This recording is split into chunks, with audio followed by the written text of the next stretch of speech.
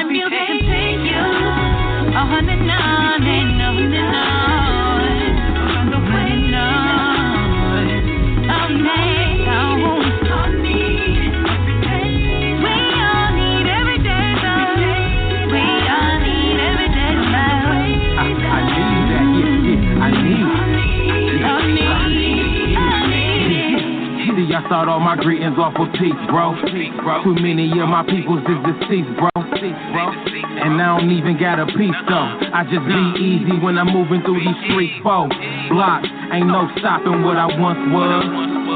And can't change where I come from. No, but every day's a clean slate. It's always my day, bro, cause I get everyday love. Yeah.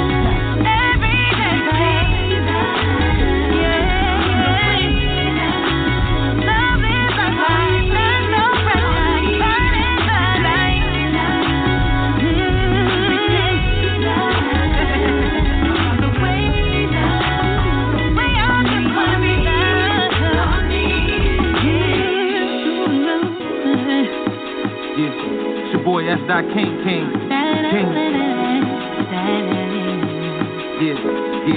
And that girl every day, love shine so bright, yeah. Every day, love.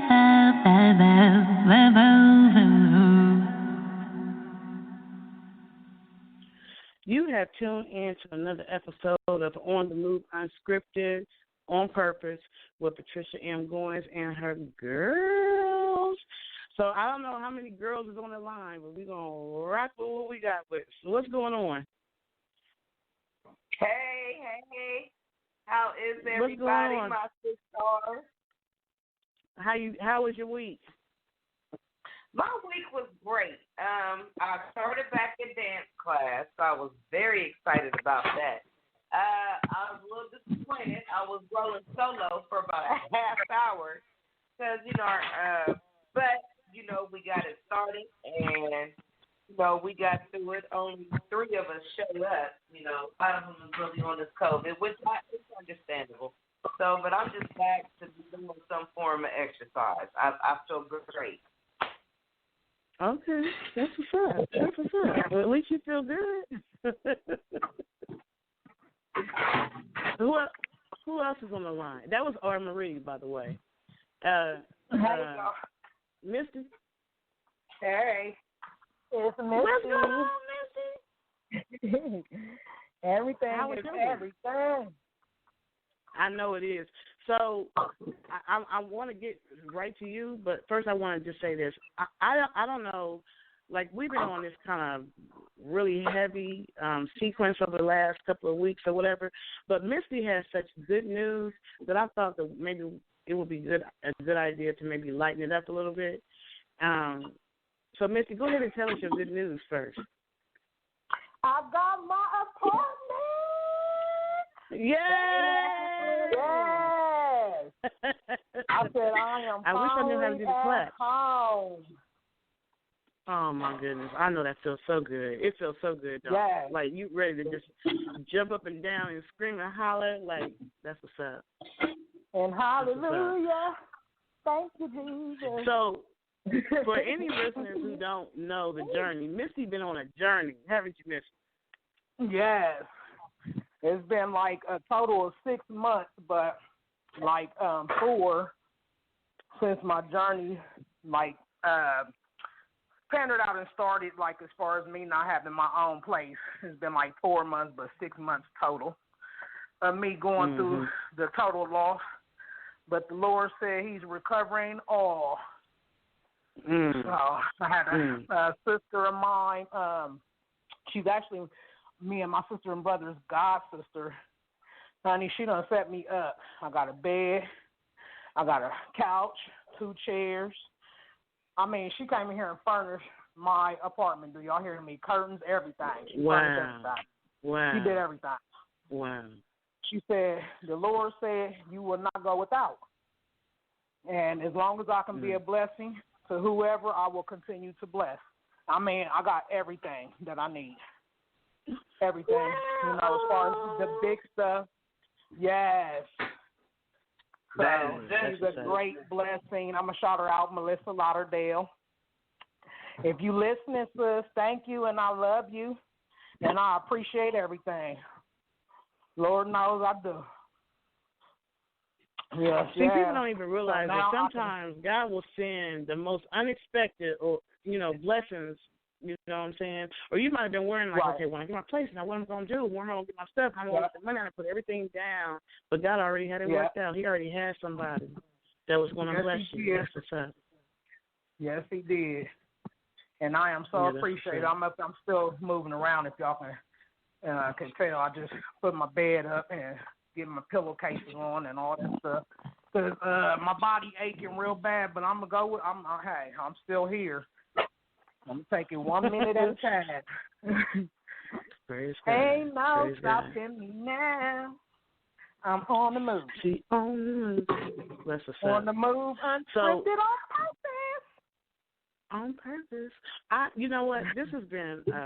Today was an exciting day for me as well because I have music that I have been holding on to for a long time. I'm talking about years, and I never put it out. You know what I'm saying? I've even had one song I've been performing, but I never put it out for sale or anything like that. So my children, my 2 sons, they helped do my little cover art and stuff, and I released music for the first time in a long time. Okay, wow. Congratulations. Congratulations. Now, that's a blessing to have the kids right there doing your stuff for you, too, where you ain't got to go pay nobody. Kids know what they doing. So that's a blessing. Yeah, it was really exciting because I can say, my youngest son, he's 14, so he did the artwork for the Superwoman remix because I never put the remix out. I only had the original version, so I finally put the remix out. My youngest son did the cover for that, and then my middle son, put the icing on the cake, and then he also did my other one. So it's it made me feel good because my babies helped me. It was cool. That was that. That's good. Congratulations. Tell the kids we said big ups for helping Mom Dukes. And you know what? And putting that smile on your face and getting your stuff out there. That's good, Patricia. Yeah. I'm so happy for y'all. Yeah, that made me feel good. The kids. Yeah. Yeah. That's I'm pretty real happy. I think I had a show on Tuesday with the violinist. Her name was Javon Jones. Electric violinist. So anyway, when she came on with me and Mr. Stout, I was just thinking it's just going to be a regular little show about, her and her music, what she do, the regular artist interview. But she really kind of came in and changed my atmosphere. She really came in and was just a lot is going on in our world right now, with dealing with the coronavirus, and then on top of that, social injustice and police brutality and, the marches and the everything that's going on, riots, all that kind of stuff. She's like, sometimes you can get so focused on all the negative that you don't take time to thank God for the good stuff. You know what I'm saying? Right. And that really touched me because I know I have been one complaining soul for the last couple of weeks. I've been complaining about everything going on in the world. Just like, what's wrong with this world? It's crazy, But she changed my atmosphere. Like, how often do we sit down and really just count our blessings? You know what I'm saying? Right. Well, I do mine. I've made it a habit now, but every morning I wake up, I start with prayer. And then everybody has their little preachers, ministers they listen to on Sunday. But I find, because I deal with a lot of psych patients, so I must have my mind at rest and at peace just to start. So I always, every morning, because, one morning I'm not going to wake up, So while I was able to wake up this morning and each past morning and every morning to come that I'm allowed to wake up, I give that thanks to God. I do. But I'm also going through a time of my life where learning and understanding, because I hear a lot of people, especially elders, and elders it's free wisdom just walking around. And everybody has told me that all the answers to any questions are in the Bible, but the Bible is kind of made up in parables. But when you figure it out, you will figure out your life, and you will at ease be able to go and on your way and do what you want to do with full understanding and sight of what God is trying to give you and what he's trying to say. So every morning I start with prayer. Every morning, well, not every morning, but at least 99% of the time, I start with the sermon, something that's 30 minutes or less while I'm getting ready, and then by that time, my mind, my spirit is ready. And I'm like, I wonder if this works. And I've been doing it now since January. And I can honestly say I'm way less stressed. And my day, it doesn't matter what goes on, because when I dive in and I haven't done anything and my patients are argumentative and, and it kind of just throw off your day. Everybody's had a great day and they ran into somebody they know and they so angry and that negative aura just pushes, so and it's like with the prayer, it's blocked. I'm listening, I'm understanding, I'm giving therapeutic advice to the best of my ability, but I am still at peace, and that is it's priceless to me. So that makes me very much inquisitive about what does this Bible know that all these older people know that I don't know. And since I'm nosy by nature, it's been very interesting diving in and finding out. But that's it. Yeah, I start my I agree. day off in my Bible too. So, and meditation, and of course my little cup of coffee, and I listen to a lot of Les Brown. Les Brown is really a good motivational speaker, and uplifting as well. He's really good, and easy to listen to, and that's how I start my day, and I pretty much go with the flow. I try to stay away from people or anything with negative energy. I just don't deal seriously. So, because we have a choice. But everything in life is a choice. That's good. That's good. But Patricia, that's you true. said that young lady told you that. Did your attitude kind of turn positive after that? After you thought about that?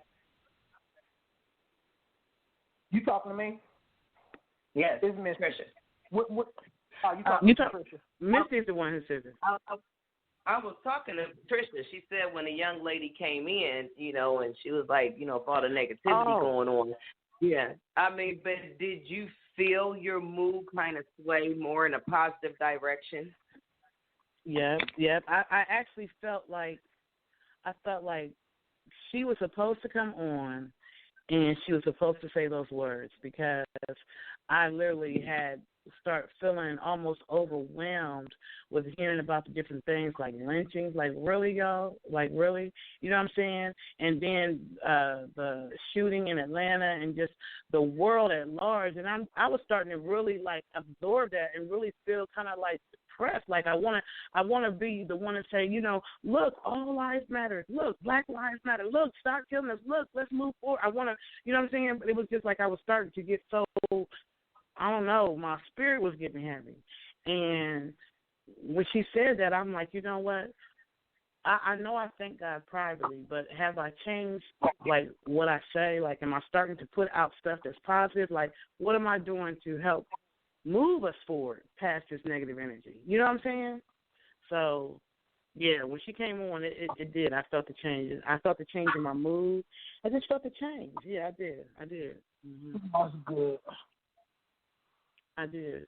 Because it's so easy to get wrapped up in negativity, like, of all different types. You know what I'm saying? Not just of what's going on in the news or whatever, but even what's going on in our lives. You know, we can look at everything as half empty all the freaking time. You know, if you hadn't done this or he hadn't done that, I wouldn't have to go through this, I wouldn't have that, and just constantly complaining. You know what I'm saying?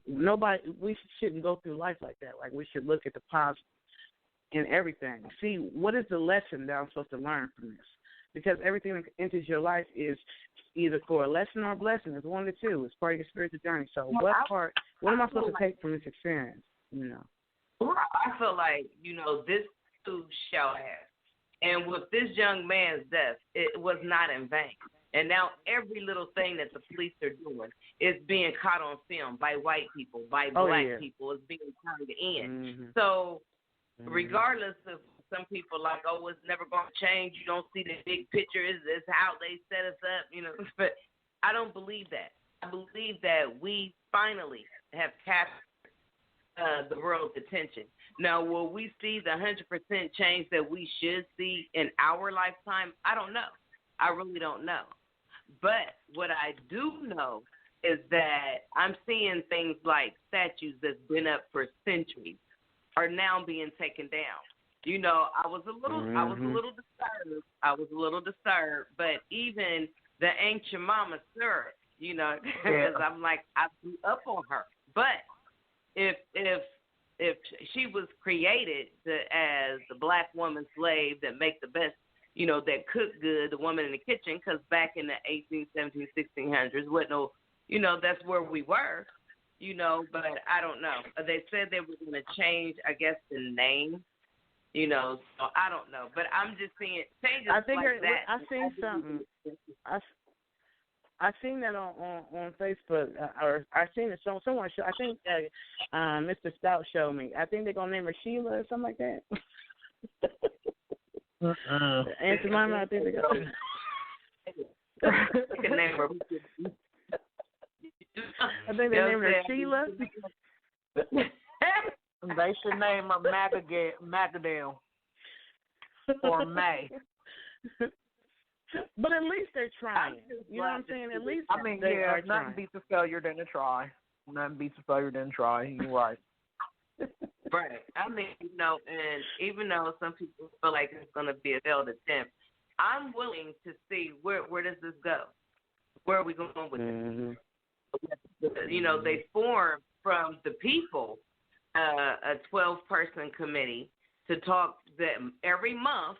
They're sitting down with the chief of the police and the mayor and some other prominent city leaders, a couple legislators, for a change. You said what? You said they're about to sit down for change. You talking about for Columbus, Ohio, or different cities? You talking about Columbus, Ohio, or other cities? From some of the protesters. Oh, Columbus, Ohio. From the protesters. Oh, okay. That, you know what? I'm glad that's happening. I'm glad that you know, my hometown is stepping up, and I've seen a lot of different cities that step up. But I got a question though. What's up with Portland? Is it Portland that they had the people in the police station locked in? I don't know. I ain't heard about that. You didn't? Yeah, they had him like they had used some kind of little rope, and they had tied him up in there for a second, and then let him out. I'm like, y'all tripping. Oh wow. Yeah, y'all tripping. But I at least something is happening. At least we're seeing some positive movement in spite of, everything else that's going on. At least we're seeing some positive movement. And then that officer in Atlanta, I think that they're charging him because I guess back in 2015 he did something or something happened where they shot someone and they didn't report that there was a shooting. Like they reported there was an injury and all that kind of stuff, but I guess they didn't say that they shot the man, but they actually did shoot the man to the point where he had a collapsed lung and they had to take him to the hospital and everything, but I guess they didn't disclose that. And so he's, I guess, I don't know. They need to go and look at all these people's history. You know what I'm saying? They need them out of there. They need to. I mean, because we need them. We can't just say, we don't need the police officers. I mean, because black people still have to learn how to bond and get along with black people. We expect these white people to make changes for the social injustice, and they definitely need to. But we also definitely need to quit killing one another. Break all the chains. Right. There was a documentary I saw that it just really broke everything down in such a tripped out way as far as the jail system and stuff. And it was talking about how, slavery ended. Yeah, you'll hear people say, slavery ended, get over it. You know what I'm saying? That, or whatever. That was your ancestors. That's not you. However, the way that they broke it down in this documentary, and I can't even remember who did the documentary. I think I seen it on YouTube. But they were breaking it down how after slavery ended and they built the prisons and all that kind of stuff, that free labor is still going on. You know what I'm saying? Because when these inmates go to prison or whatever, they have to do work. They have, I guess, work that they do. And from what this documentary was saying, they're not, of course they're not paid for it. They might get $1 or something, but that's still free labor. And there are companies or corporations or entities that are benefiting off of that. You know what I'm saying? And then when they get out of jail, they still don't have the right to vote. They still can't move forward with their life, and they end up right back in the system. And vote again. Huh? They do get their rights to vote again. I think they have to wait so many years. But I do feel like have you been convicted of a felony? That needs to be taken off the act. Because 99% of these people get, as soon as they say, well, we're not hiring right now, or we'll keep your application. They don't have to say, we're not going to hire you because you got a felony. We're not going. So it's not really giving them a second chance. Right. And you know what? Why is it that they keep that on for years and years and years and years like that? You know what I'm saying? Like, why? You're right. Employers should not be able to look at anyone's record past a certain period of time. Like, it should be like if you get out of jail and you're off of parole or probation or whatever, that should be locked from employers. It shouldn't just be open access, I don't feel, because they do stop them from moving forward. Like, you know what I'm saying? Like, if you're out and you get a, X amount of time, no employers can see your record. I just don't think it's fair. That'd be something good. Or even if it's like they make stipulations, like, okay, if you murder someone, there's a certain period of time, that at a certain point employers can't see it. I don't know how many years or whatever. But if it's something like, marijuana, which is now legal, you shouldn't even be able to see that anymore. If you did time for that and you get out, that should be just closed off. Anything that has to do with some drugs or something, just because certain drug things is considered a felony, right? Like if you are trying to sell it or something like that. Is that right or wrong? I don't know. I just know that they need to do something. Like Marie said, like Marie said, they should not be able to hold your past to get you for life. Heaven Sebastian, even when you file bankruptcy, after a certain period of time, it rolls off and can't nobody see it, and they let you start all over again. Why do felons not get that opportunity? Right. Yeah, I think that's, anybody else you come know, on the show? but that's, huh? Anybody else come on yet?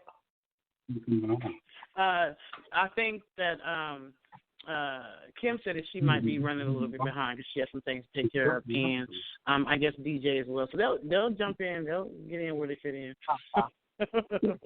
You know, but I guess I just wanted to shift things a little bit and just put out something positive in the atmosphere. It might not be as popular, you know what I'm saying, as having a whole bunch of discussions about things that are affecting us in a negative way, but, you know, sometimes you got to be the one to shift the atmosphere. Mm-hmm. You know what I'm saying? That's true. You got to be able to shift the atmosphere. 100% agree. I mean, we got to do something. I mean, we only take up 13% of the United States, but out of the 13%, the prison system is made up of 69 to 73% black. That's bullshit. Because in a that lot of documentary, people, they said they got a quota.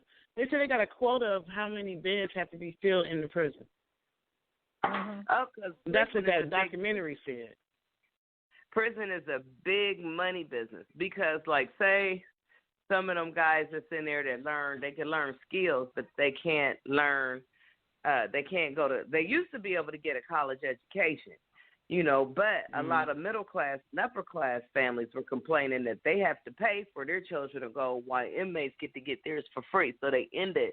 That was a budget cut, you know. So they cut that. But, you know, they willing to take the, you know, janitorial, working in a kitchen. They weren't doing masonry, landscaping, you know, little skills, you know, and which is actually helping some people, you know. But that's where they're at with that. They're only going to let them get if you're a felon, do they allow you to even apply for federal grants for, like, to go back to school? See, I don't are they think. still allowed to go to school? I think once you've been convicted of a felony, you're not. You can't do no felony. You can't get no type of public housing. You can't get any type of public assistance. I mean, you pretty much you ass out. Now, Social Security did start something a couple of years ago that if you've done at least 3 years in prison, then you can. You can get a check for like up to 3 years, but you have had to have done more of a minimum of 3 years in prison. You see what I'm saying? They're just doing wrong. They don't even give them an opportunity to change their life over. They close all the doors of the assistance that they would need to get back on their feet after being locked away for that long. You know what I'm saying? And I just think that's so unfair. Like, I understand a lot of people have done some serious crimes, and a lot of them, and they've paid for that crime. You don't know what they went through while they was behind the walls, because prison and jail ain't no joke, you know. But they've come out, they're ready to start their life over. Give them the opportunity to start their life over. Don't keep holding that over their heads. Good grief. Corporations can go file bankruptcy and in a certain period of time, they can make a whole new name and come on right back, and it's like they ain't never did nothing. But exactly. People who have served their time. Prison is a big business.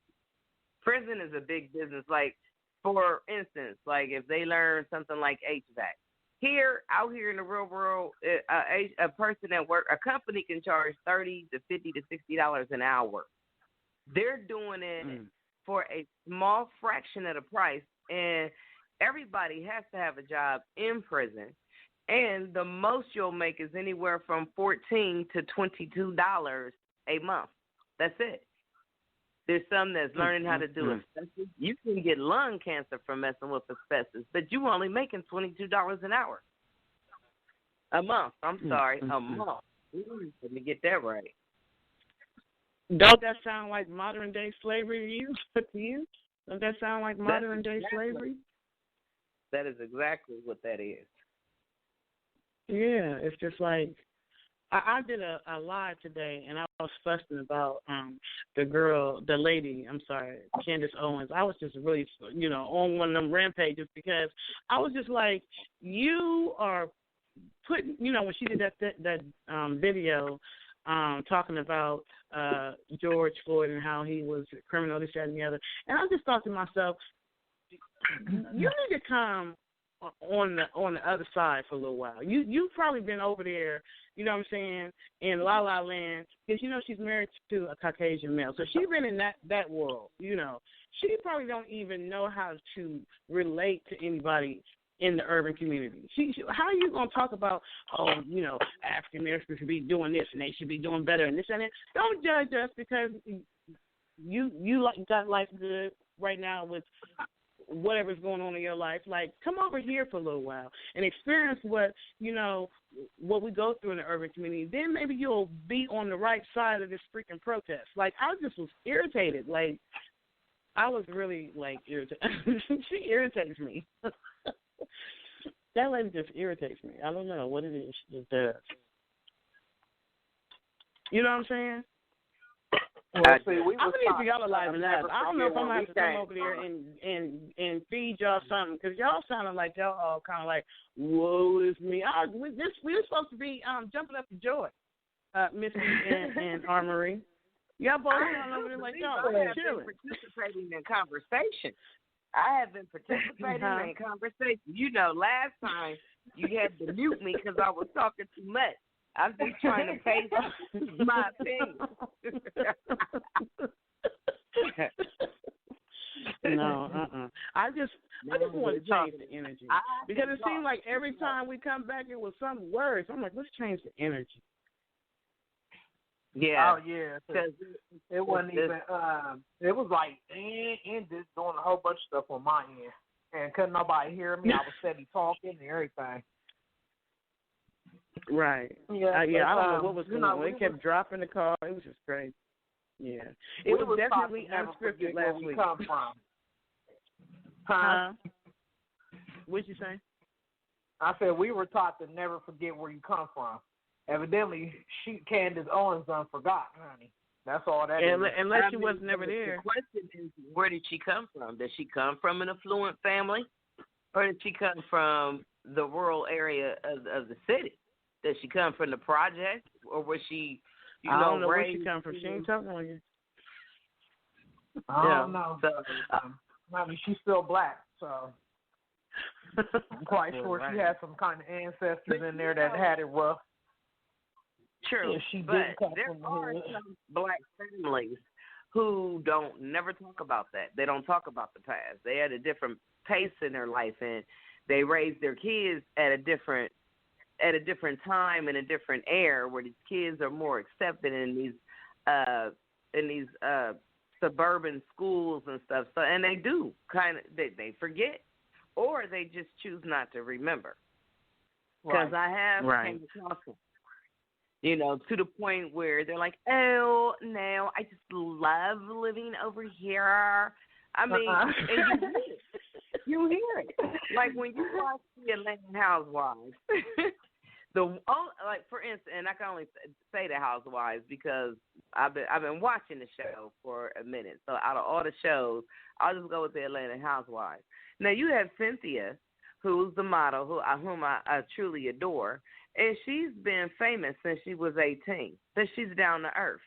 You have Candy, who's been famous with Escape since she was 18, and she's down to earth. But then Eva is down to earth. And she got discovered on America's Top Model. But then you got people like Nene and Sheree, who came from, they came, and oh my God, I cannot forget Nene's friend. What is her name? Marlo. But they kind of came. Because I don't watch the show. Yeah. Wow. Okay, but they kind of came from the inner city. And instead of them, they should be the ones who would be down to earth And yet, you know, they're like, oh, you're beneath me. Oh, I don't talk to you. You're beneath me. You know, and little stuff like that. Right. Oh, girl, you need labels. You need labels. I'm like, girl, you wear so many labels, I don't even think you know who you are. You know what I mean? Right. You know, and me, like, oh, well, maybe I'll just donate a little bit, honey, because I got zeros in my bank account. A lot of poor people who come into money, they still have that hole in their soul that I don't want nobody to ever know that I was poor, or I don't want everybody to ever think I was poor. So they're consistently kind of bragging about what name brand thing, item, material goods that they have, or they love to throw out the price, how much they spent. And then like, oh, but you know, it was only $2,500 for this beautiful couch. Oh, do you see my new couch set? Oh my God, it's amazing. I have a friend like that. And I just accepted her that she is who she is. And, you know, every little material thing that she gets, you know, she loves and she's so proud of. And it's like she don't get it. But she did grow up very poor. She said, you know, Marie, when I get older, my kids are going to have everything, everything. They're not going to want for anything. And her kids grew up with everything. And they absolutely did not want for anything. And one child appreciated and one child felt entitled. And to this day, she still feels like she is entitled, which indeed she is not. Oh, I don't talk to people like that. Oh, God, they're dusty. Oh, no, I would never get caught dead talking to people. You know, like, well, why is it that it was okay for Jesus to talk to the commoners, you know, but your Roman priests thought they were too good? And unfortunately, that's like some of these pastors and bishops and reverends that's here today. You know, when they first started out and they got a real small church, everything is, you know, they're there for you. They could be there. They're always there. Now, I know as your church get bigger, your responsibilities, you know, you have more responsibilities, but sometimes it gets to the point where you got to go through the secretary, the sergeant at arms. You got to go through everybody because he won't have to talk to you months down the line. Right. But once upon a time, when you were a faithful member, he made time for you because you were a faithful member.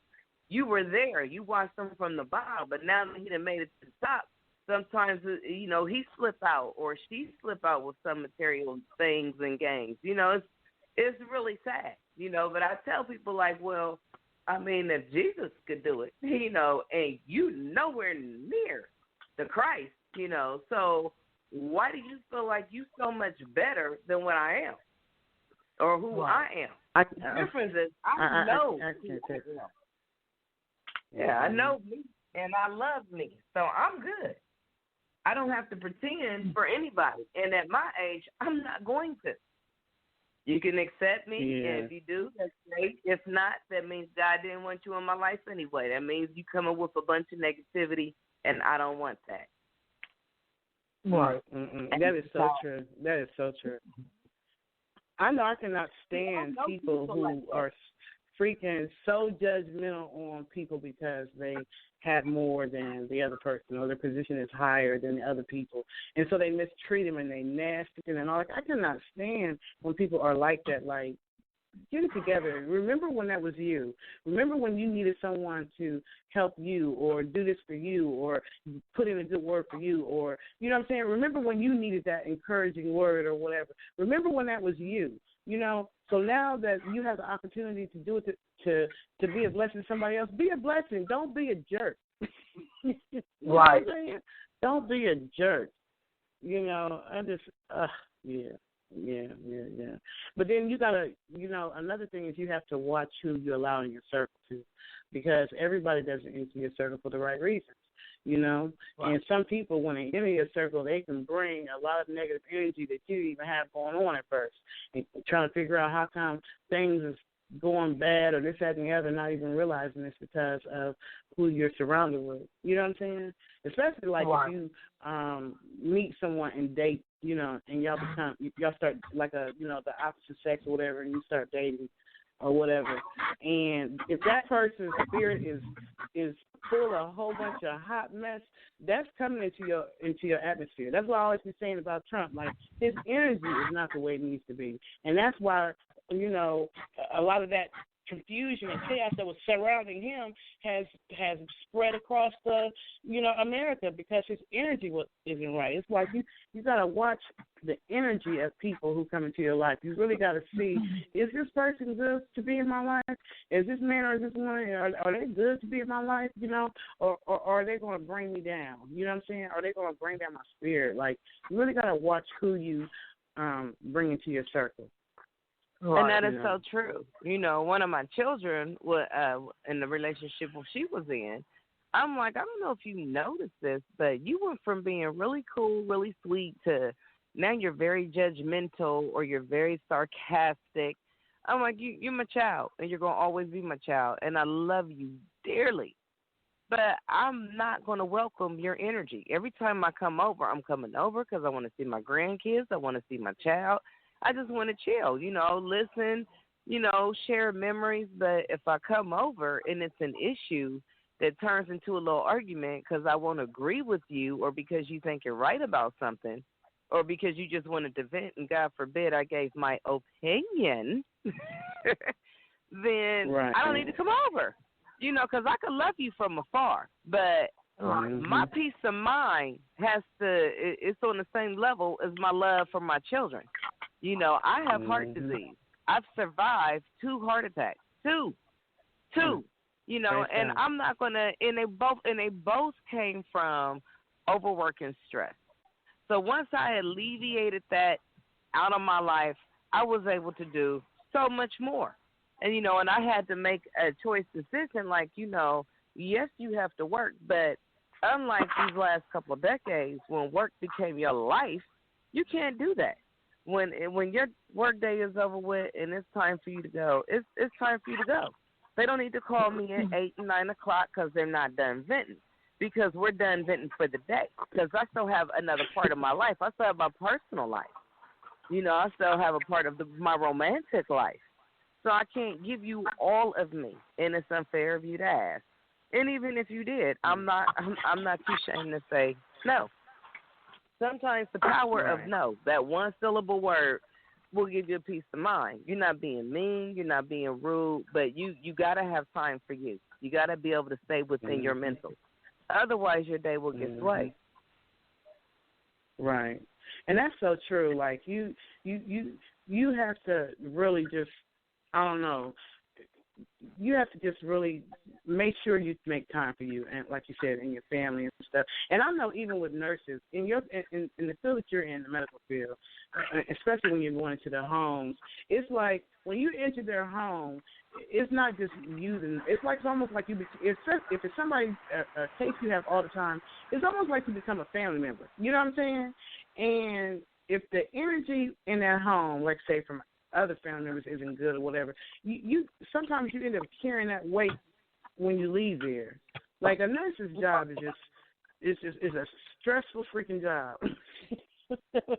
It really is. If you're trying to provide holistic care, because you got to deal, especially in home health, you got to deal with the families, you got to deal with the patient, you got to deal with all this stuff, and Lord forbid you in a bad neighborhood or a racist neighborhood or whatever kind of issue, you got to take all that into consideration. You got to take all that home with you. So you got to be able to unwind and make time for you and cut off that part of you.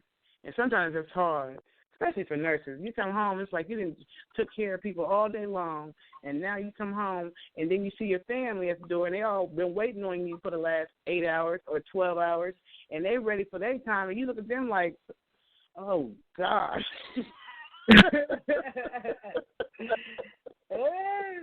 Can y'all let me unwind first? You know.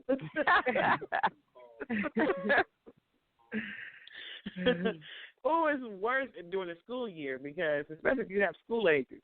If you're married or got a significant other, you got school agers, you done been at work all day, CNA, LPN, RN, doesn't matter what you do. You've been taking care of patients all day long. Whatever they need. You've been dealing with doctors, talking spec. You've been families, plus this and that. You get home, and the first thing when you hit the door, here come one of them. Johnny hit me, or another one. Can you help me with my homework? Or your husband, what are you cooking tonight? You're like, oh, wait a minute. So slow down. So Marie, because you're still out there doing direct care, how do you How do you unwind? How do you separate, all the stress of work and switch into another mode? Like, what do you do to rejuvenate yourself? Well, I start off rejuvenated. Like I said, I start off with prayer. I always listen to a sermon, and I always do meditation. A lot of times throughout the day. Sometimes I'll listen to that. Sometimes I'll do that instead of listening to music. Because lately on the radio, they just want to talk about the killings. We know about it, and I can sit there and listen to everybody else's opinion, and they're angry about it. And I understand because I'm angry too. But I cannot carry that. And it's very unfortunate that that young man's life was taken, and I felt like it was a personal, malicious attack because the other guy was in uniform and felt like he could get away with it. But at the end of the day, it was not in vain. His daughter, his family is taken care of. They don't have to worry about a burial bill. I mean, there was something positive. Unlike so many other of our guys that were killed and slain by police brutality, at least, the world is awakened now where, she's going to be okay. His daughter's going to be okay. Everybody in his family is going to be okay because you had people, prominent people that stepped up, entertainers that's making sure, oh, you're going to be okay because I'm giving you this. So their life is going to be okay. So when I listen to the radio, I'm like, I can't. And like you said, Missy, that you like to listen to Les Brown. And I listen to Les Brown, but because I'm kind of a comedian, you probably wouldn't know because here we talk about real deal Holyfield issues. But because I'm a very happy and fun and funny person, I listen to Les Brown. I listen to everybody that are successful, but I really fave towards a black lady named Lisa Nichols, and she get a little dramatic sometimes, So I'm like, okay, look, girl, I understand you coming from your soul in your conversation, but now you whispering. I got the volume on high. I can't hear you, so I don't know what that last bit of information. How people do not know. Speak up. You doing on video, but I also listen to Steve Harvey. Because he's true, he's trying, and he is funny. He is hilarious. So and that's probably why out of all of the ministers and preachers I listen to, I listen to the most with Joel Osteen because he always starts off his sermons with a joke, and he's laid back. It's not all that. I don't understand you when you're doing a lot of screaming and yelling. And unfortunately, not all of our pastors do that. But because we get so passionate in our speech, you don't know what I'm saying. Like, because God is there. I'm like, he's where? What did he say? God's what? So, I mean, it's hard to say spiritual when you're getting frustrated because now you don't know what the hell he said. Now you pick off at the pastor because you didn't know what he said. He's live, and you can't turn back. I'm like, I can't. I listen to you to start off my day. You done pissed me off. I see which way this day going. I can't do it. I can't. So, I just prefer to listen to funny people. And then after my day, the doctor said a glass of wine a day, and I don't drink it every day because a glass of wine will actually get me drunk. I have very low toleration for alcohol, but I'll sip the same glass. Like I've been sipping this wine since like 5 o'clock, same cup, and only poured it halfway, a sip because it's really not all that good to me, but it does help relax me. I don't know. Maybe I'm ADHD. I'm energized. I stay energized. Wait a minute, Marie. Do you remember that time that Misty said when she was out in the street doing her thing, she used to go to the club with her Bible. Yeah, honey, I ain't never gone nowhere without my Bible. We had a friend who did that. Like, what you doing? I got my Bible. Like, you what? We're at the club. You know what I mean? You remember that? It don't matter. The Lord is right there too, honey. I just want to know, Misty, did you used to be drunk when you was? When I was drinking in the club, I'm the type of person when I used to go out, I used to sit at the back with everybody's purses and coats and their drinks and stuff, watching the surrounding, because I'm never been an outdoor person like that. So I always on the watchman, basically. Okay, And, I go in. I've always been at the door at the churches, usher. So I've always been considered the watchman. Because I don't do crowds. I watch my surroundings. I do got to make sure it's like is this the only in and out? Do y'all have a patio? Right. I'm checking it out. People probably think I'm casing the joint. Like, I just need to know which way I can go if shit gets there. But I'm going to go dance. That's my purpose of being there. And I'm usually on the floor because I normally wear everybody out. So I usually stay on the floor. And since I'm not really a heavy sweater, I never really got that hot. But I will get on the floor. Oh, I'm willing to dance if I don't know the dance. I see somebody doing it. I've seen it before. I'm going to learn it before. I'm going to learn it right there while I'm dancing. I may look goofy for like 2-3 minutes, but I'm going to learn it. I'm going to get it. And by the time I leave, you would think I just got done with Soul Train. Oh, yeah. I've been wanting to be a dancer since I watched the Soul Train line. So I still dance to this. You know what? I don't even need a partner. When I go, if my song comes on and if I'm with somebody and they don't want to dance or anybody, I will get up there. If I spot me a mirror somewhere, I be getting it down. Like, I got a partner. I'm like you, Marie. I go for the music, and I go because I love to dance. That part of me has never left. When I was in college, I was at all the parties, and I love to dance. Like, I love to dance. Always have. I remember, Tricia, one time you was a little lit. We was going to the club on Main and Buell. I forgot what it was called, 1705 or something like that. But whatever it was. Huh? Club Alexander. Because you and I used to catch a cab to Alexander's. We were serious about our. That's how much we wanted to dance, Missy. We caught a cab. Like, we're trying to get a ride home. Let's just get there, girl. When my car was down, or Trisha's car was down, and we couldn't find him because we actually had a friend who had a car, but then, with her being on I never had a car during that time. I didn't have a car during that time. Trisha, my car was down, and we had a friend, Sabrina, and Sabrina was like the maturest one out of all of us. So she had to work like, no, I have to be at work at 7. Like, so does that mean you're not going to the club tonight? Leave it at 1. She was like, no. But this guy gave Trisha a rose. I will never forget that. And then he tried to talk to somebody else. So she was like, here, take your rose back. So he gave the rose to the other girl he was trying to talk to. Then Trisha thought about it and like, no, he gave me that rose. So she went back and said, I'm sorry. He gave me the rose earlier tonight. So she take the rose back. And then she realized that all she had was the film because the rose popped off. She's like, oh, well, it done popped off. Here you go. And she gave her back the film where the rose used to be in and walked away like, oh, my God. Drinking.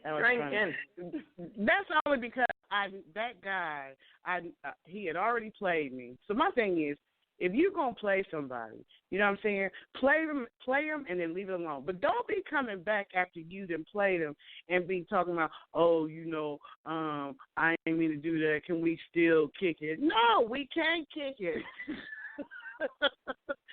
No do-overs, bruh. No. Right. So that guy that night he was trying to get a do-over, and I wasn't having it. I'm like, oh, no do-overs. and I was lit. I always got to get talked into going out. They like, come on, you'll never do nothing. You always sitting in the house. I always get talked into going out because I'm not no people person like that. I guess you said you was gonna get them next time. You start carrying that pipe, and they're like, oh, that's okay. No, because I was a designated driver. I'm the one that's gonna pray us in before we go in and all that type stuff. Oh yeah, I'm the one watching the coaches, the purses, all that stuff. Watching the door. Everybody needs anything pop off. So I always got talked into going out. You know, that's that wasn't us. I don't go that out wasn't nearly. us, right, Marie? No, it was on the agenda. It was like breathing. Saturday morning, we get up, take care of kids, drop them off. Around this time, get dressed, bow, Club Alexander's by 12 o'clock. It's funny because that's where I met my ex-husband, at the club. So yeah, we was there quite often. I'm glad we grew out of that. I'm glad we're you know. So now it's so funny when we look at our own daughters, we be trying to tell them, no, don't be doing it. And they look at us like, didn't you used to party? And you know, don't be trying to tell us something that you did. I do still go out, but now is normally like if somebody's having a birthday party and I get an invite, I will go out. I do love Caribbean music, and they have a club here in Columbus, Ohio called Scully's. I don't know if they've reopened back up, but they play.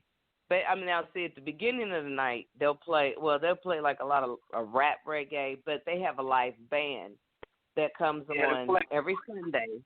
So I do go to that. Now, I don't go as much as I used to, but I will still at least go quarterly. You know, one is great exercise. Everyone's friendly. You know, it's a great mix. There's white people. There's black people. There's a lot of Africans and Haitians and Jamaicans. And, you know, and then I'm beginning to see more Somalia. It's a mixture of people.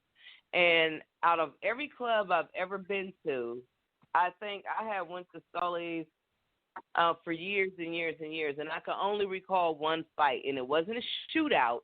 It was like a fist fight because somebody's husband was out there with somebody else's wife, and, you know, it things hit the fan for them. But that's the only time. I mean, their security is great. They have a patio, so to get to, you know, because, you know, a lot of Africans, part of their nature, they don't really want to wear deodorant, you know, so after a couple hours, you got to go out and just give your nose a break from all the masculinity. I'm like, yeah, I can't.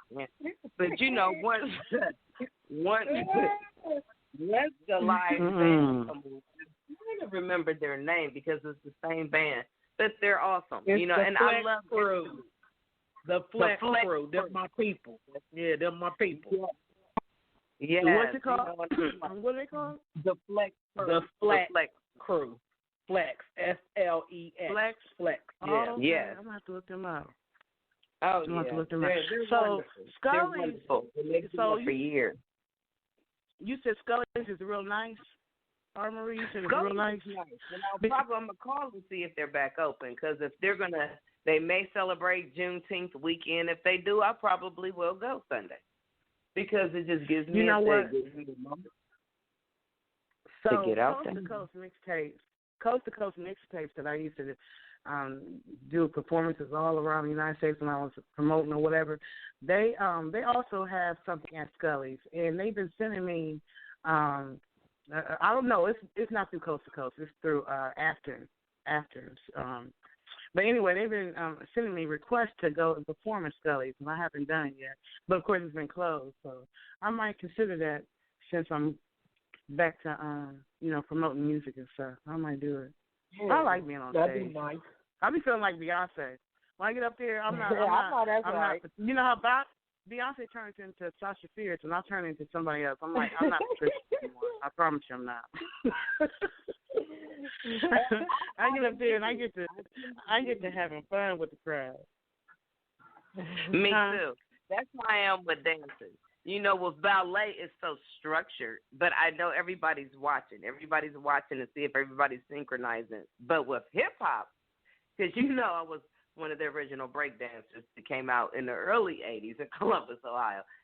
First female break dancer, my record didn't get broke for at least 3 years, so I have to say I got some status. Even if it's all in my mind, I know I have some. But when I'm out there and we're performing, it's like I'm a whole totally different person. When I'm performing, I love nursing. I love taking care of people. If I was to ever switch my field, it would definitely be dedicated to entertainment because I'm built for that shit. You know what I'm saying? I'm built for it. Because I'm old enough now where I don't, wouldn't get taken aback. My children are grown. I'm ready. And I think I'm going to just start looking into it because I can do a little one-woman show. I can do things. I can impersonate. I'm very good. I'm very crafty. I feel like this is my gift. I'm good with telling stories. I was in the process.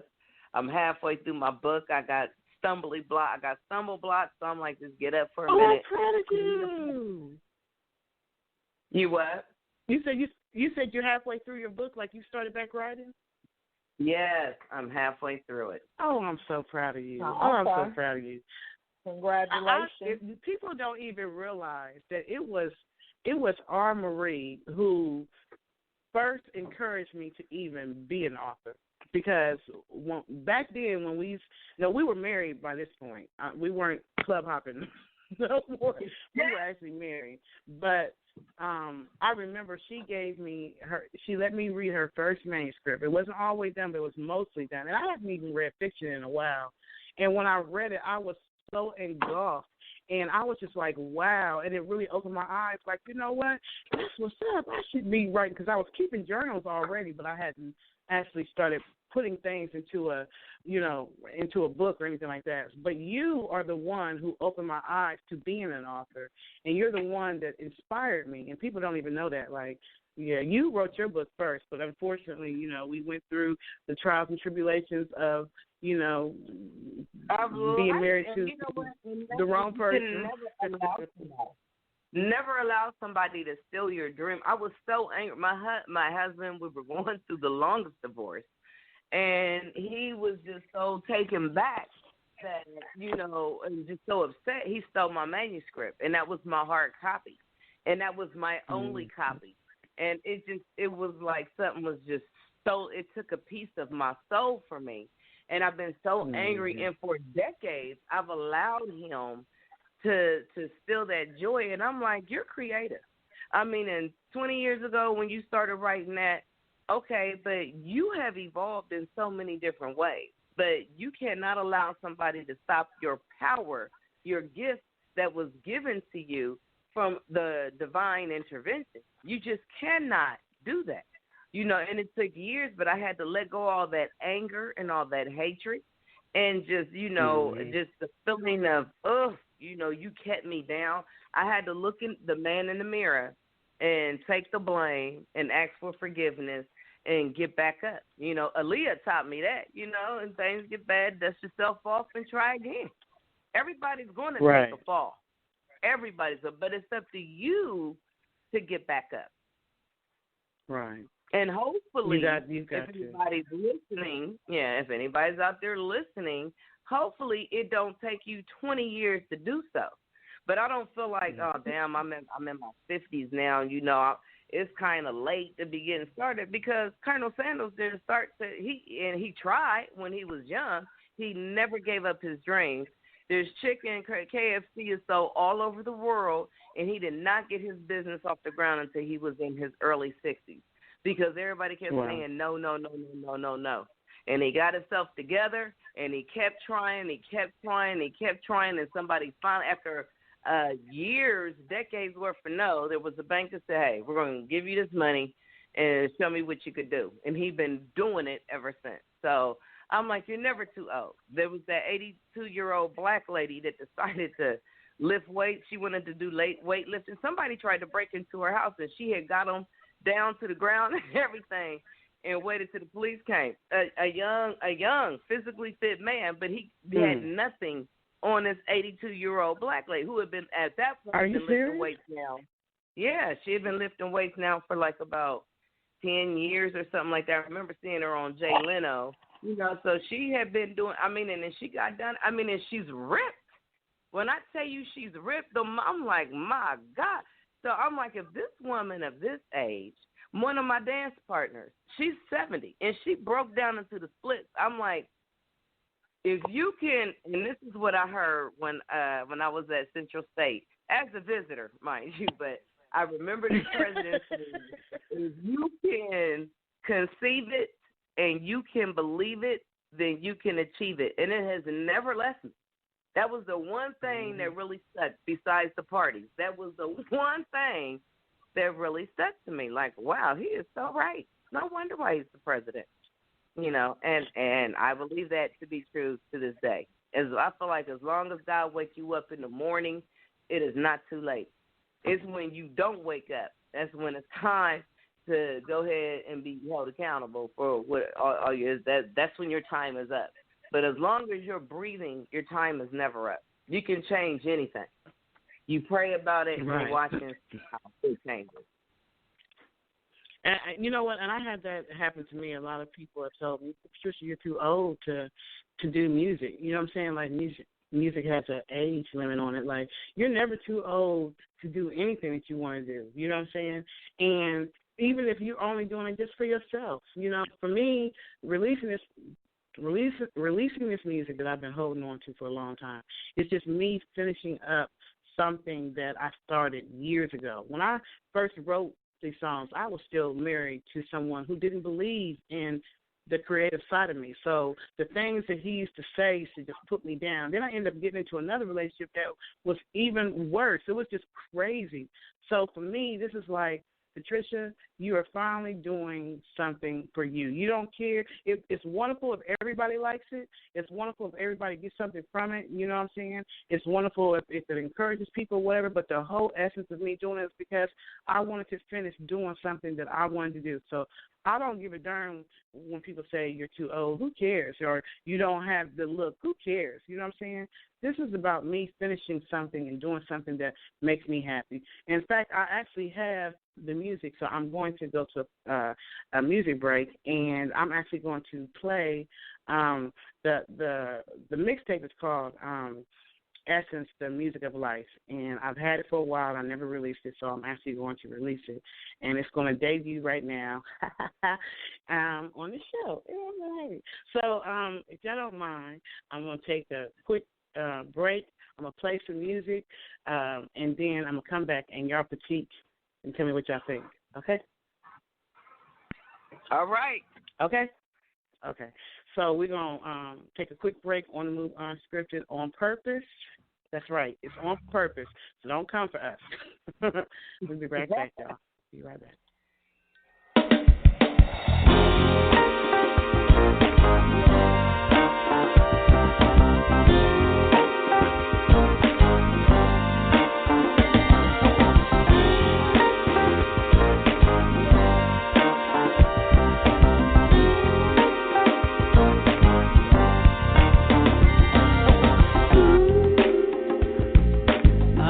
Can't seem to get enough of you.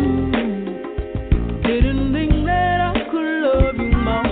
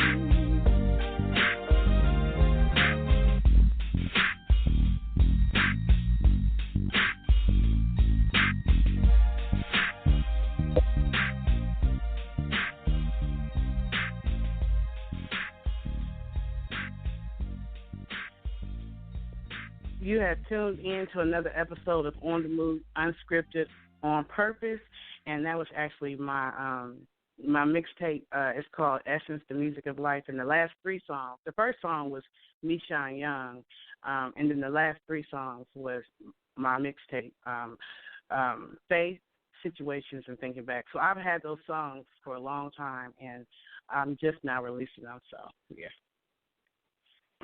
So what do y'all think? What did y'all think? I enjoyed the song.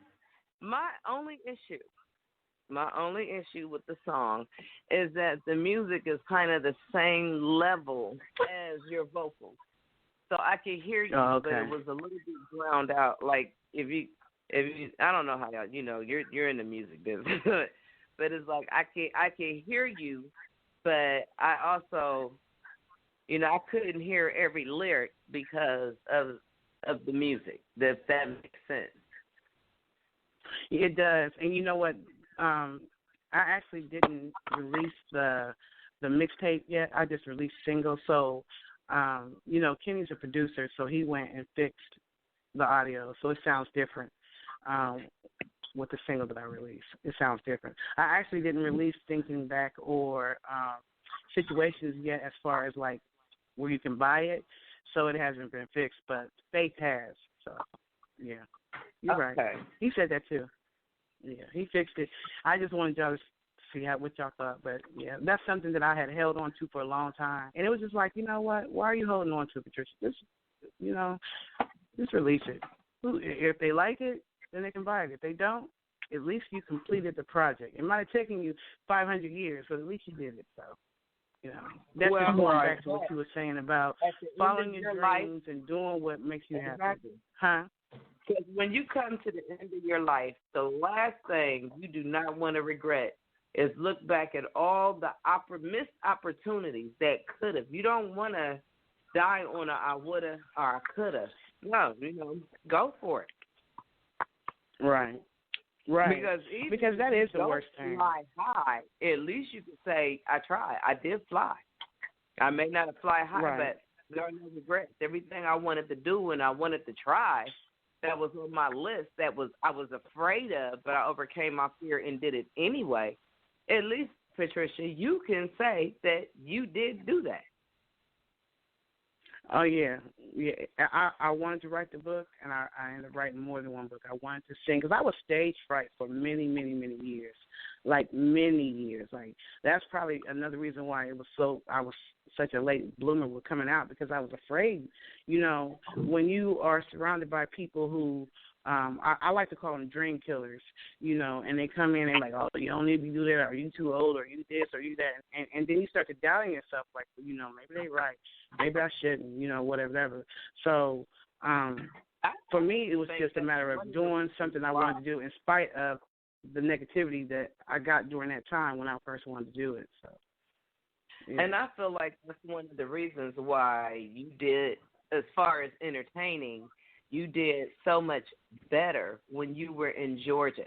Because here, you know, I feel like a lot of the dream killers are the people that you closest to. And some of them do it to be dream killers. But some of them, like, well, you're not thinking realistic, but they're limiting their mind. They're limiting their ability. They're limiting their gifts.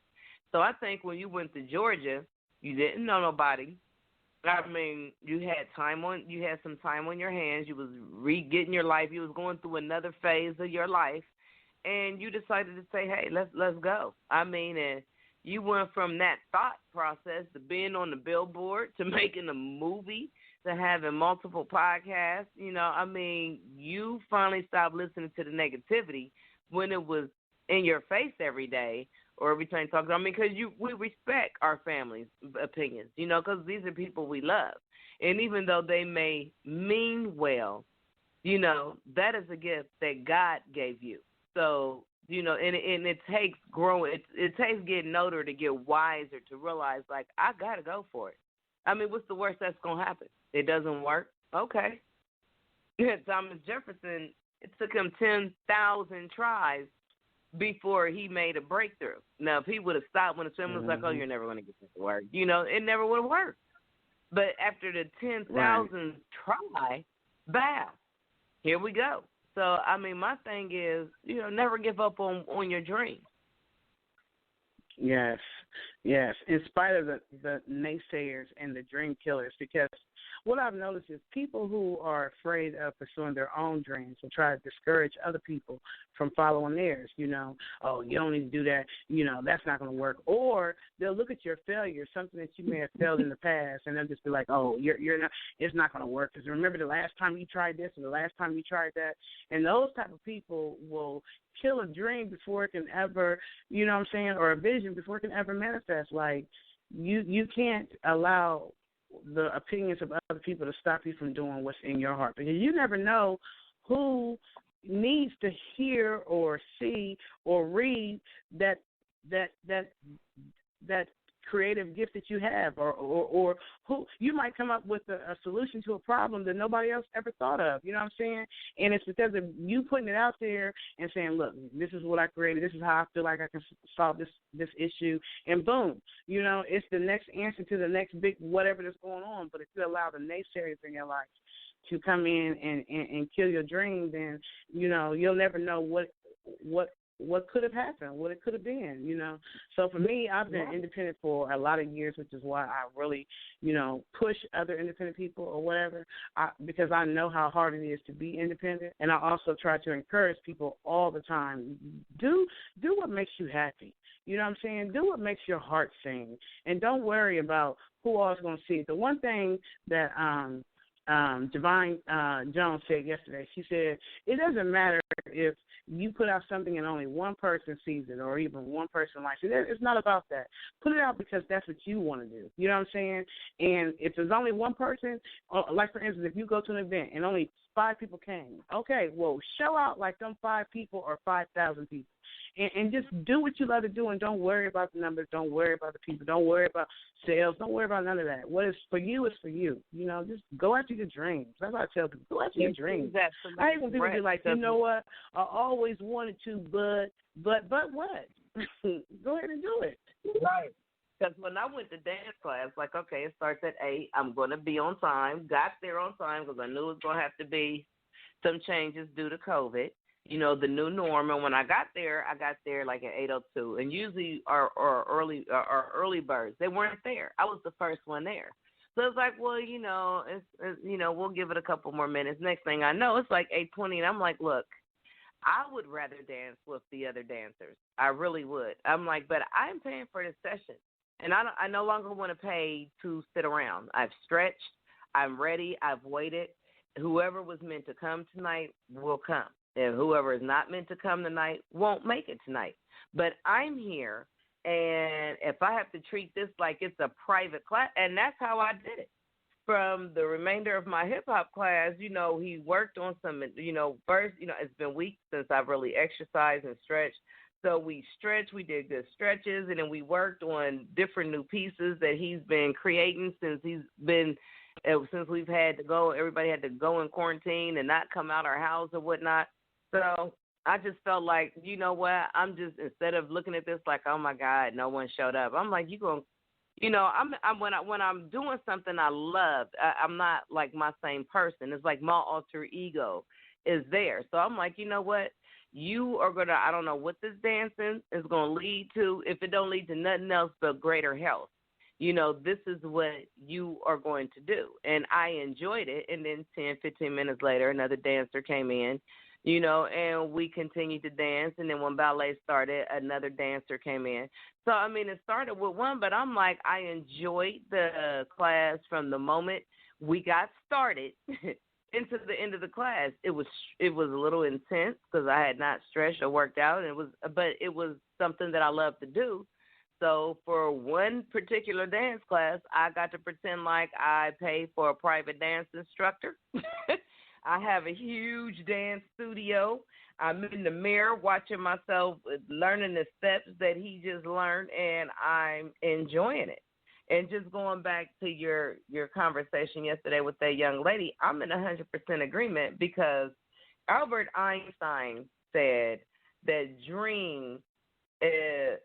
your imagination is a glimpse of life's coming attraction. And it's true because before people went from walking and riding horses, and somebody got like, look, I need to get there like today. And then cars were made. Somebody had to imagine that. And then they put it in effect. And it was like, well, cars are good, but we need to get there in hours. Planes were made. Trains were made.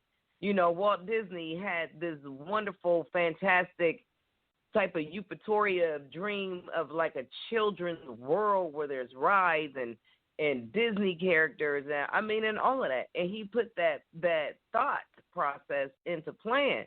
So, I mean, you can never give up on your dreams. And it's never too late to start. And there's always room to grow. It's always room to grow. And these are things that I'm learning from my meditation. You know, and I have not tried Kim yet. I can't wait until Kim gets to dig in my head in therapy. But I am also I respond better with positivity. So I'm interested.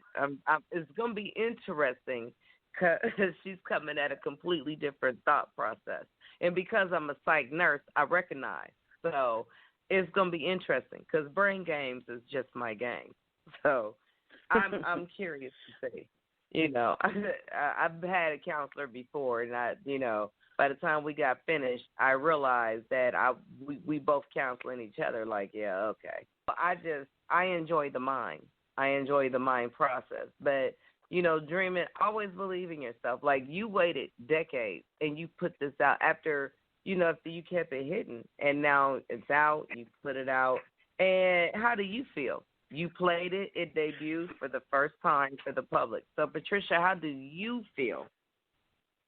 Well, let me say, I put it. I did a little homemade video many years ago when I first did it, and I had actually went to Las Vegas to perform one of the songs or whatever, and I took someone with me that was very negative, and so my whole experience at that time was not the greatest. And then I went on a hiatus for so many years, and then I ended up coming back and doing Superwoman and still having these songs. So I feel good that, to me, it's like a sense of completion. You know what I'm saying? And when I think about you know, everything that I've done in my life. It's just like it's a sense of completion. And I just want to say this to anyone who's listening right now.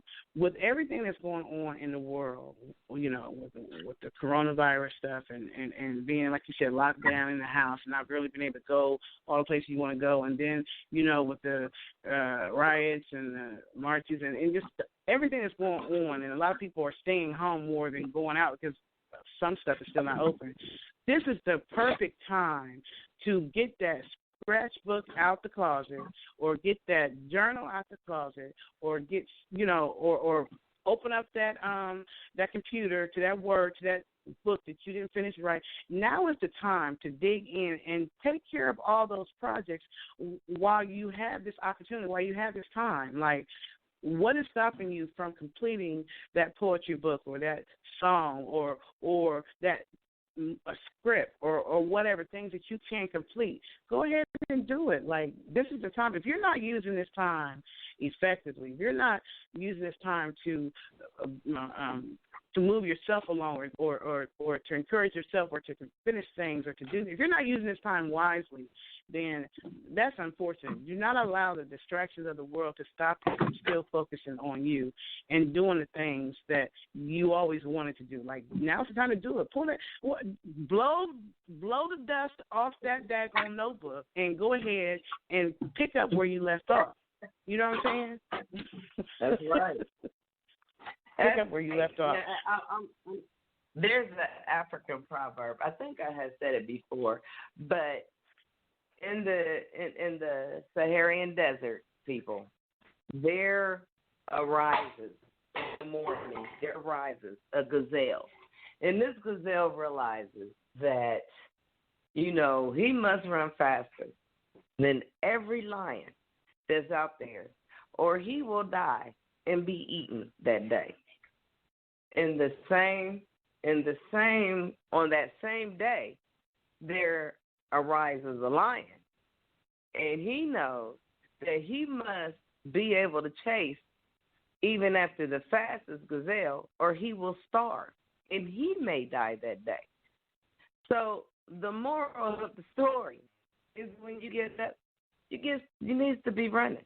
Don't just sit and take this time for granted and just chill. Get busy. Right now you have time to do that. And if you don't, there are 24 hours in a day. So in 24 hours, you must have at least 1 hour for just you. You know, you got to get up. You got to get moving. Get moving. The hardest thing in the world to do is start. And this is coming from a procrastinator who has taken years of procrastinating. Think, oh, shoot, I could get that done. I work better under pressure. When in reality, you do not, because your blood pressure is going up, your stress level's going up, because that time that you once had to get things done has now came down to a minimum. And usually you always make a mistake. You always forget something, like, oh, shoot, I forgot this. One time, me and my girls was going down to the Cincinnati Music Festival. And I said, you know what, I'm going to pack early. And I packed early. And it's crazy because I was always the late person. But I packed early during that week, and I may have switched out a couple things, but I still had days, and then I made a list of everything. From the time I get up, I'm like, okay, I get up, I take a shower, put shower cap, everything I need that pertains that you're going to need in a shower and getting dressed. I had a list, so as I got finished the morning of, I carefully packed it and everything that was ready. And surprisingly, I was early. I was on time. And somebody who's normally on time was very late because she decided at the last minute. I was late as heck. I was late as heck. And it's so crazy because I used to always be the one to be like, come on, Marie, come on. You're going to be late. We're going to be late. I used to always be like, and on that trip, everybody was waiting on me. And she had the nerve, and they threatened to leave me. They almost tried to leave me. We almost left her. She had the gall when she pulled up and nonchalantly getting out the car, and everybody got the fussing. And she looked over at me like, "You're ready?" Like, sitting ready and waiting. No, y'all cannot blame me. I was always lame. That was wonderful. Good times. Those were good times. Yeah. You know what? It's people need to really start keeping diaries because we are literally making history right now, in all honesty, with everything that's going on in the world. So for future generations, it's going to be something to be able to look back at what we've written about this time in our life. You know what I'm saying? Like when we were in middle school and we were learning history and we were learning about the civil rights and all that kind of stuff, any documentaries and everything from people of that time was so freaking interesting. You know what I'm saying? So imagine the future generations, who can be like, wow, really? Y'all got to do this or y'all did that or that. Y'all went through this, that, and the other. Or wow, that's what you was thinking. That's what you was going through. You know what I'm saying? So we are making history, in all honesty. We are the generation that is definitely making history. For sure. Because I don't. This would definitely be in the history books, for sure. Oh, without a doubt. For sure. Mm-hmm. Without a doubt. From the COVID but you know to what? the change. Because we came from one, we literally jumped from one thing to. I mean, we still deal with the coronavirus or whatever, but it's like we literally jumped from one thing to another. You know what I'm saying? Like there was no breathing room in between the two. So still, they're talking about the numbers going up and all that kind of stuff, and or whatever. But still, when it was the heaviest part of it, when it was heavy, it was like we finally came out of that and boom, right into another, like an explosion. Like we didn't really have time to breathe. We didn't have time to relax. I didn't have time to, clear your thoughts. It's just been, the United States we've been going through it. We've been going through it. But I'm praying that things are definitely going to be changing. I'm praying. I'm hoping so. These officers got to understand we are watching you. We're watching you. If I was an officer, I wouldn't want to be doing nothing wrong because I know the cameras is out there. I wouldn't be doing nothing wrong. I would be doing everything by the book. That's why I'm shocked that you still have some that are still doing this. Like, I'm shocked. Like, you don't see how bad we flipped out because we finally had enough, and then you shoot a man in his back? What a coward. Right. You shot the man in his back, and then you took a couple minutes before you even tried to help him, but you did take the time to kick him after you shot him. And people are like, well, we know it's injustice, but there are, the video showed that after he shot him, because the guy got away and he ran, and the police shot him, and then both of the officers came over there, and the officer that shot him was mad, and I kicked him, and then after a couple minutes, then they called for help, after they took a good 120 seconds out to converse about what just happened, So change need to be made, because I don't want that to happen to my grandchildren. I don't want that to happen to no one's grandson. Black people have lived in fear of other things. So, I mean, the people that we pay to protect and serve us, we need you to do that. And if you're incapable because you were raised and it was embedded in your brain to hate black people, even though you wanted to be an officer and it's been your childhood dream, you were not fit for that job if you are not willing to take care of every human being. There is no being more superior than the other. And for years we have looked at as being so inferior. So I'm very proud of our youth that stood up and took a stand. I'm very proud of some of our allies of different colors out there marching because they're tired of the social injustice. It's time. Right. We paved the way. We built the country. I think that the problem is, I think that some of the officers who joined the force didn't join for the right reasons. Some of them, already had those racist feelings or whatever, or some of them might even been, raised in the KKK or white supremacy type home, and they just, they just doing what they've been taught to do, because hatred is not something that you're born with; it's something that you're taught. You know what I'm saying? And and the crazy thing is, I mean, there are some older African Americans who just can't stand white people. They don't give a darn if good or bad. They just racist. There are people who are like, because they came up in that horrible time and they just don't think there's any good white people out there. There are people like that, but overall, most African Americans, we are accepting to other races. I think, as a whole, I think that we don't necessarily just come off and just be hating on people. We usually choose people by their character.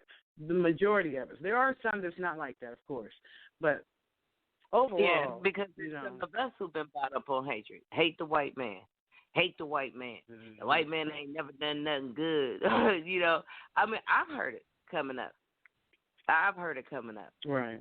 Cause my father was a Black Panther, and he was a proud Black Panther, and he loved being black, and he made sure I loved the skin that I was in. And he probably knew that I was going to face some perils of racial slurs and injustice, which I have.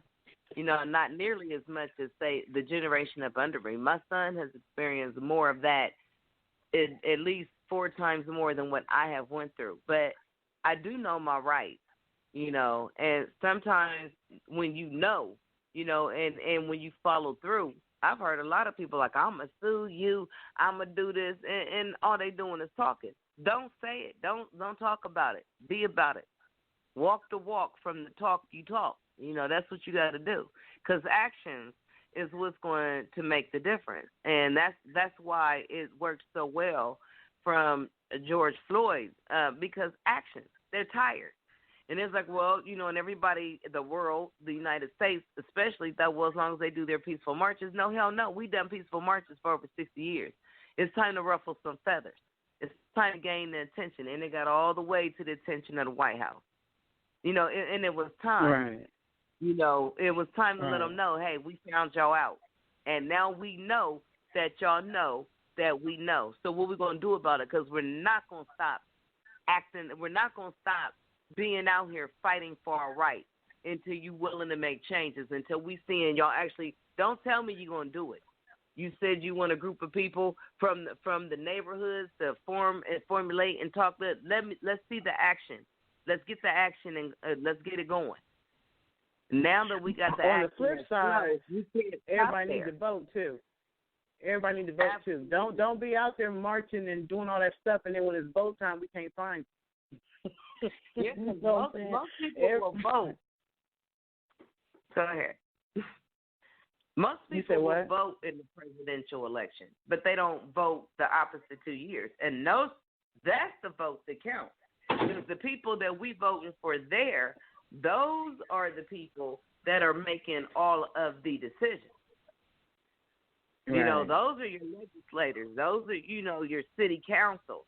These are the people that are making decisions directly. These are the people who decide what money go where, which neighborhood get what. And oftentimes the inner city get left behind. It's time to speak up. It's time to speak up. Right. That's definitely true. It's definitely time to speak up. I do like that some of the states are starting to, do their police reform bills and stuff like that. Like I know New York is doing something. And you said Ohio's trying to do something too as far as reform. It was on the news that they're doing the reform. And that's why they needed a committee, I think it's of 12 to 15 of your constituents. We need the people that live here, that has holds no political power to sway one way or the other, but is living in the conditions. We would like nice little street lights. We would like to be a little safer. Right. I mean, because I don't want my grandchildren to grow up and to think, oh, the police, they're the enemy. I don't want that. At some point, we must bridge. We must bridge. Right. We must bridge. Yeah. Because like you said, we need them. We need them. And you know what's crazy?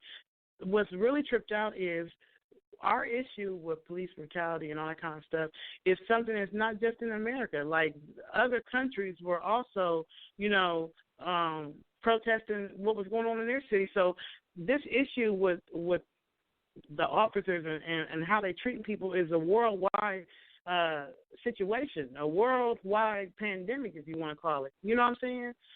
Other countries are experiencing the same thing. They're crying the same cries. They're protesting the same exact thing.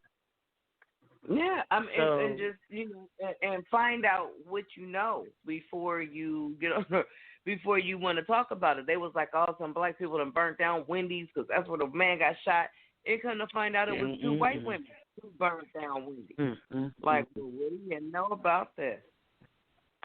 Right, but they want to blame it on us. They want to put a bad mark on Black Lives Matter, and Black Lives Matter. But and the thing is, you'll hear people say, "Well, all lives matter."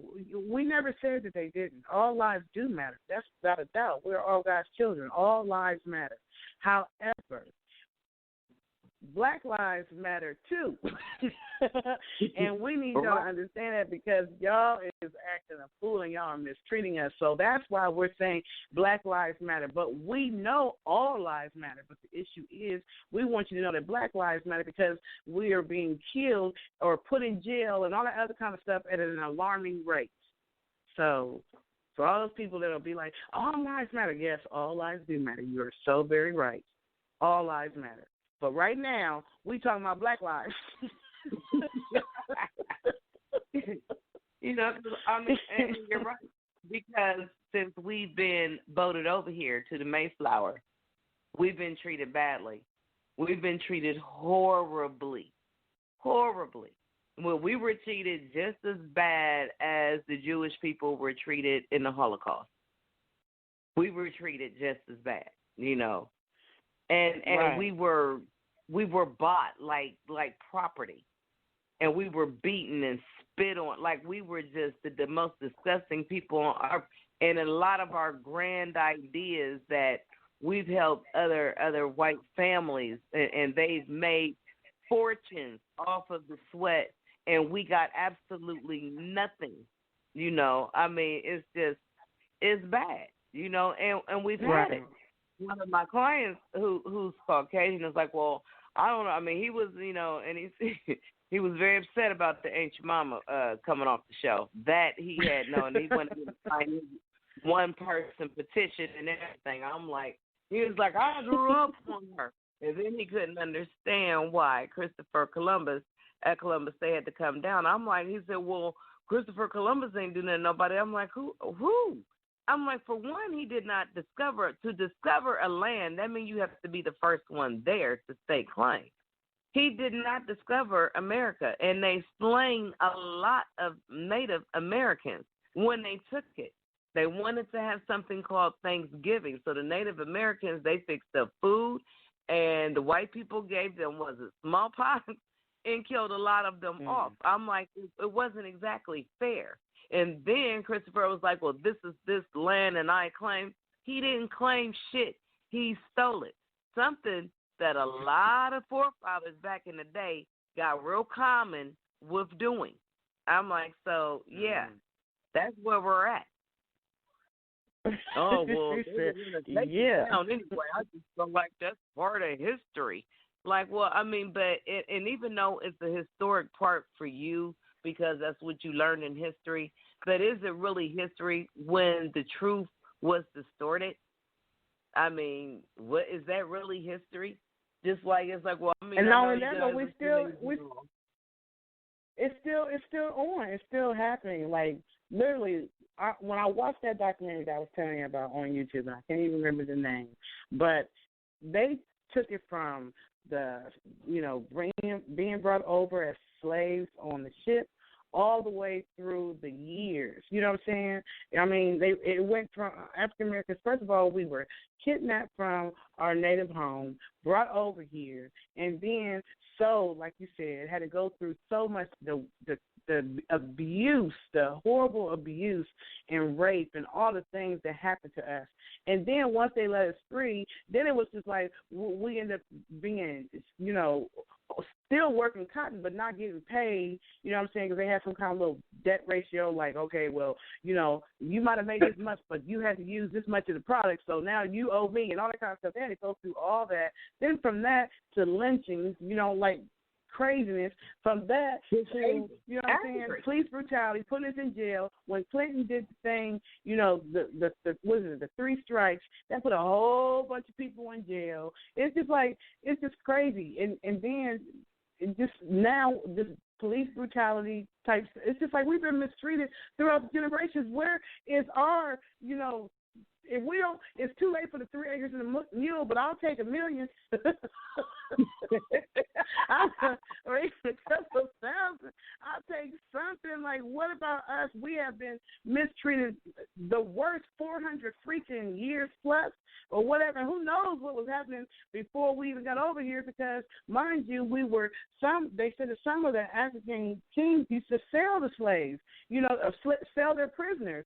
So we don't even know what that part is. They even say that some of us who think we're African American really came from somewhere else. You know what I'm saying? So you never know how long this been going on. This might go all the way back to the Bible. We've been going through this a long time, y'all. Right.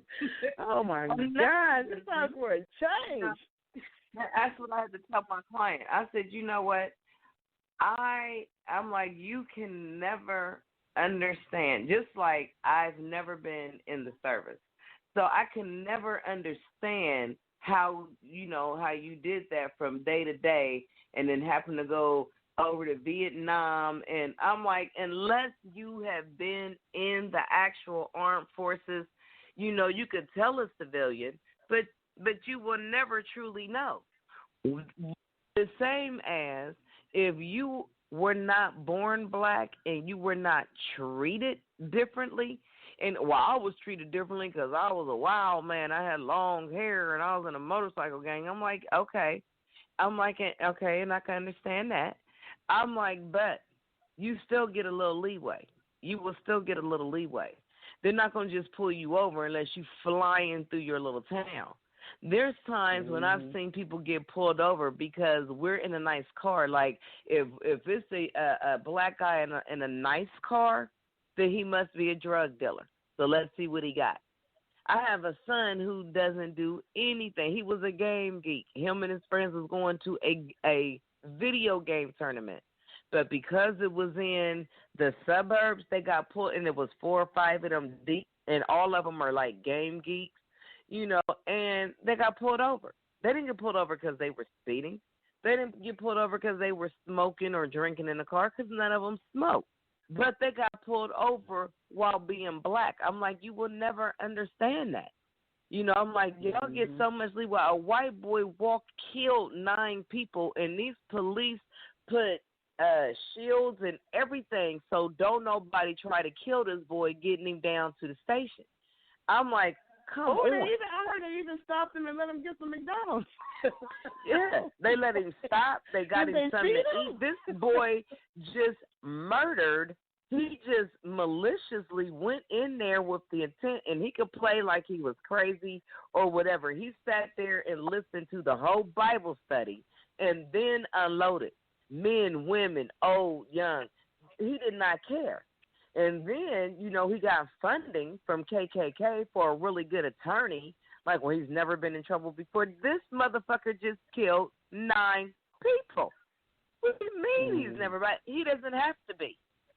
I've seen that there's a man that's sitting in Chicago prison for 38 years for stealing $9.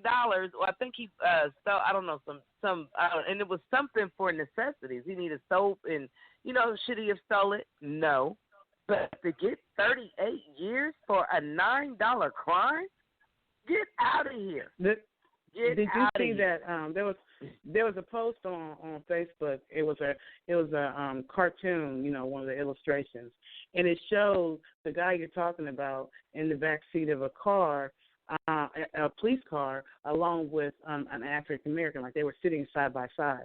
So the gentleman that you're talking about, the character that they created, he had a sandwich in his hand, and he was asking the other guy, you know, what was he there for?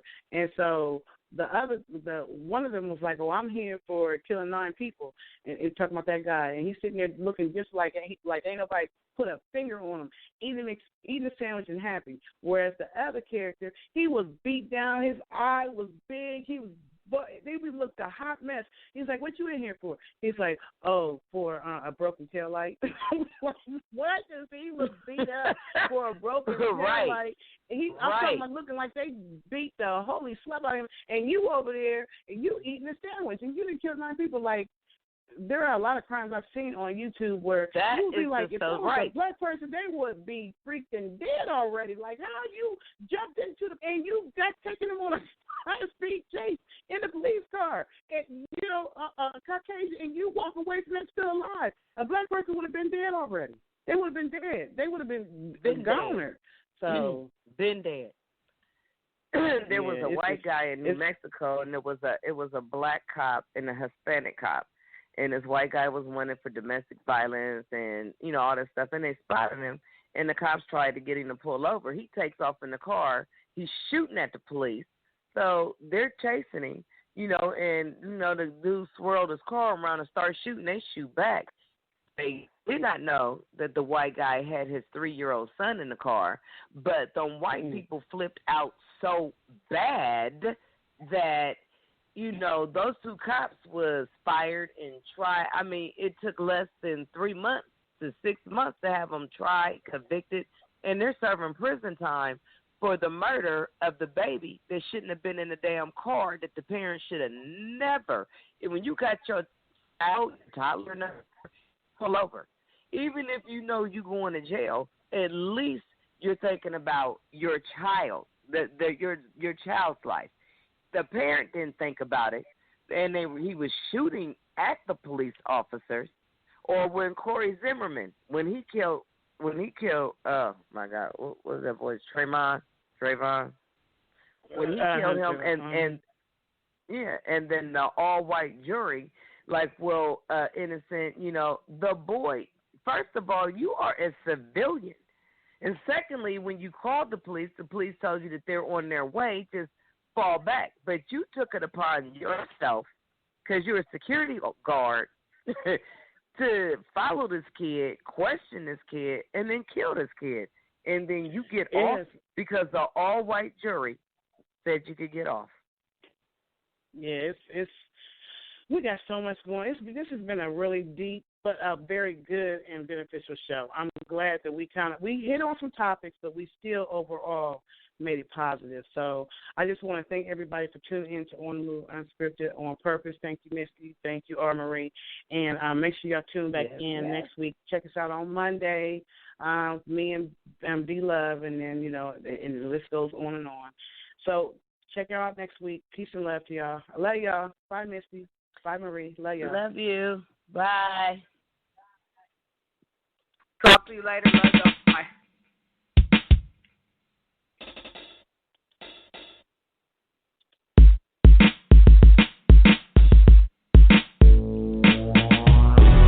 Somebody say the way your day would go. Depends on direction, you let your corners flow. I call it corner checks, I'll turn them corners up. That means you're winning, up out of runner up. On one side, a homie by the name of Jed. He struggled to keep his family fed. But then one day, he fell and bumped his head. And settled out of court and got a lot of bread. They say true happiness is never found in wealth. I bet you thinking, let me find out for myself. I'm still your fan, but life is really what you make it. They tell us play the game and fake it till you make it. That's cool and all, but I'ma keep it 1G. Life is tricky and it's worth the run, D. Keep pushing cause I know you had a tough start. But through it all, I know you got a good heart. Smile. Every little thing you do makes me smile. And if I had my way,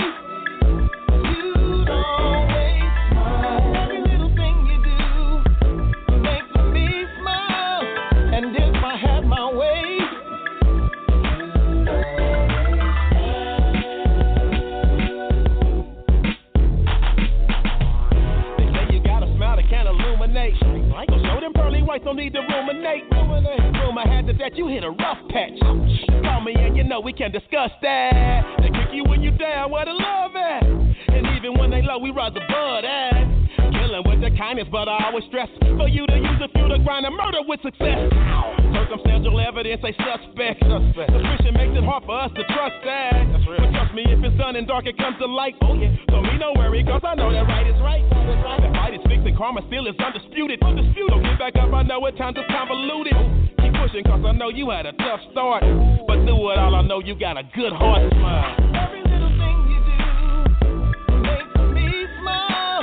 And if I had my way, you'd always smile. Every little thing you do makes me smile. And if I had my way,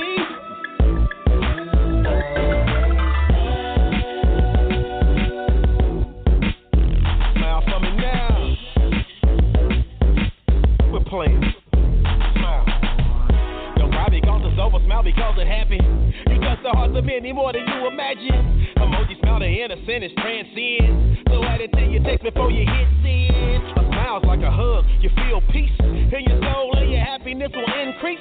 Increasingly in increments we entertain, and happiness like Indian until we make it rain. Drops falling on my head, I won't let them spread. Remember what I said, we ain't got time for trade. We quickly raise our head and crack them smiles instead. Cause even though we had a tough start, we smiling in our heart.